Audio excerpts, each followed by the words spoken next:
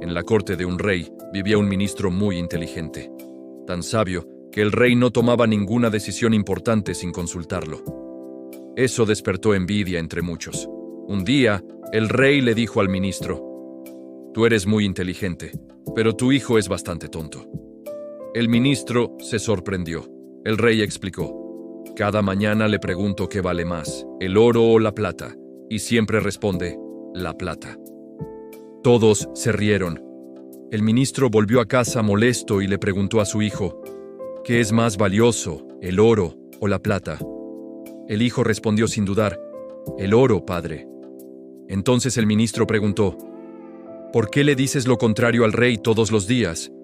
El hijo sonrió y dijo: «Porque cada mañana el rey pone una moneda de oro y una de plata frente a mí y me pide que elija la más valiosa.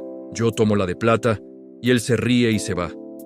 Luego abrió una caja. Estaba llena de monedas de plata. «El día que elija el oro, el rey dejará de preguntarme y dejaré de recibir una moneda todos los días. Prefiero muchas monedas pequeñas que una sola grande». El ministro entendió algo importante. Su hijo no era tonto, era paciente y sabía jugar a largo plazo. Desde ese día, cuando alguien llamaba tonto a su hijo, el ministro solo sonreía, porque entendió que no todo el que brilla hace ruido y no todo el que guarda silencio pierde.